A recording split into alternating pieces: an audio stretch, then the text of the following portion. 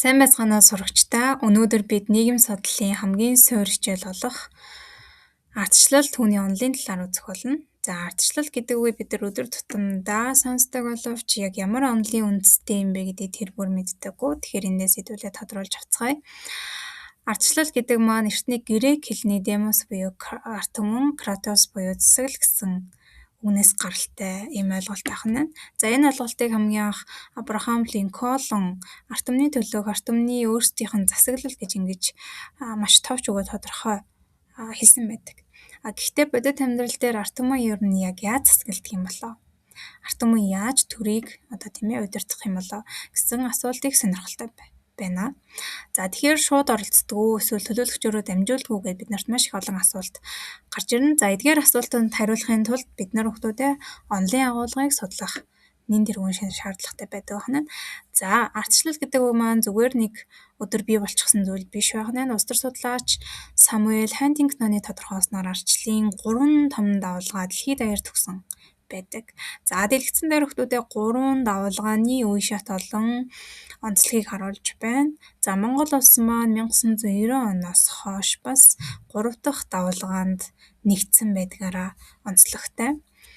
За ардчлал гэвэл тэгэхээр ардчилсан дэглэм ер нь юун дээр тогтдог юм болоо? Ардчлал ер нь яаж хэрэгжих вэ? Гол үнэт зүйлүүд нь юу байх вэ гэхээр хүний эрх чөлөөний асуудал нэгдүгээрт байна. За дээр нь нэмээд бид нар чөлөөт сонгуул, хуулийн засаглалыг нэн тэргүүнд тавих шаардлагатай.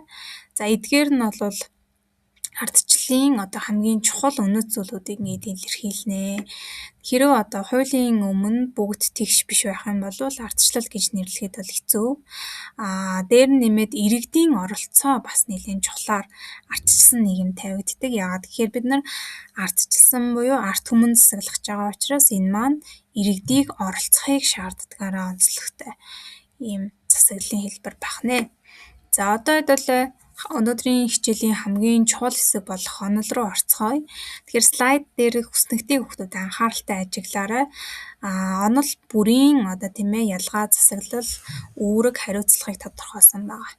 За хамгийн голын онол болох элитийн онолоос хэдүүлээ эхлэе. Элитийн онол дээр Парето нарын эрдэмтэд бол нийгэмд үргэлж цөөнх хэсэг буюу шилдэг цөөнх буюу элитүүд байдаг. Ардчлал бол эдгээр элитүүдийн шударга өрсөлдөөн гэж ингэж үздэг байна.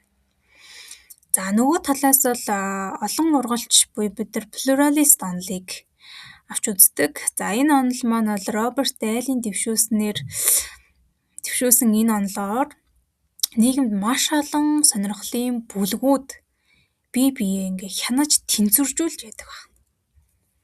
За бид нар сонирхлын бүлэг гэдэгт нам болон төрийн бас байгууллага үйлдвэрчний эвлэл зэргийг хамааруулж байна. Эдгээр нь хоорондоо бие бинийгээ маш сайн тэнцвэржүүлж хянаж байдгаараа олон ургалч онол бол нэлээд ач холбогдолтой байх нь. За нөгөө талаас сонгодог онолоор арт түмэн засгийн эрхийг барихын тулд иргэн бүр улс төрд идэвхтэй оролцохыг чухалчилдаг. Өөрөөр хэлэх юм бол арт түмэн нийтээр оролцох ийм шаардлагатай ёстой гэсэн санааг илэрхийлдэг байна. За бид нар ардчлал дээр ардчлалын дотроо ардчлалын дэглэмийг авч үзье. За дэглэмийг авч үзэхээр засаглалыг хэрэгжүүлэх хэлбэр нь юу ямар байдгийм бэ гэсэн байдлаар ардчилсан дэглэмийг дараах байдлаар 3 ангилж байна. За либерал, консерватив, автократ гэдэг. За либерал нь бол ерөөсөө эрх чөлөөг дээдэлсэн ийм засаглал байна. За нөгөө талаас консерватив бол уламжлалыг баримталсан хэлбэр байдаг. За автократ бол шилжилтийн үеийн дэглэмээ гэж ингэж үздэг байна. За үүний дараагийн нэг онцлог бол ардчилсан бус дэглэмүүдийг бид нар ярихгүй байхын аргагүй. Тэгэхээр ардчилсан бус дэглэмийн үндсэн 2 хэсэгт хуваагдаж байна. За тоталитар бол хүний хувийн амьдралыг хүртэл хяндаг ийм хатуу хэлбэр гэж үздэг. Өөрөөр хэлэх юм бол тушаагдаагүй бүхэн хориотой гэсэн зарчмыг баримталдаг болвол авторитар дэглэм нь улс төрөөс бусдыг зөвшөөрнө гэж үздэгээрээ арай зөөлөн хэлбэр гэж үзэж байна. За Монгол Улсын хувьд 1990 онд ардчилалд шилжихэд төрийн одоо тийм ээ гадаад дотоод хүчин зүйлүүд ингээд нөлөөлжсэн. За гадаад талдаа зөвлөлт холбоот улсын өөрчлөн байгуулалт, за дээрэс нь нэмээ Берлиний хаан нурсан тийм ээ явдал байсан болвол за тэгвэл бид нар дотооддоо ямар одоо өөрчлөлтүүдийг шаардсан бэ гэхээр нэг намын одоо юм тогтолцооны зогсон байдалд хүрсэн. Иргэдийн эрх чөлөөг хүссэн тэмүүлэл гол хөдөлгөгч хүчин болсон байх нь байна.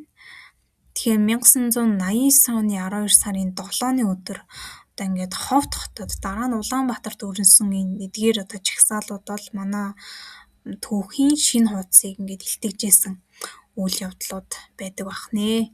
За ингээд өнөөдрийнхөө хичээлээр хүүхдүүдээ бид нар ардчлалын мөн чанар, түүний онолын ялгаа, за Монгол Улсын ардчлалын онцлогийг товч авч үзлээ. Та бүхэн сурах бичгийнхаа ардчлалын онолууд хэсгийг дахин уншиж, эсдийн шалгалтанд ирдэг Роберт Дайл, олон ургайлч үзэл гэх мэт тулгуур одоо тийм ээ түлхүүр нэр томьёо ойлголтуудаа тогтоож аваарай. Анхаарал хандуусанд баярлалаа. Дараагийнхаа хичээлээр эргээд уулзцаая хүүхдүүд.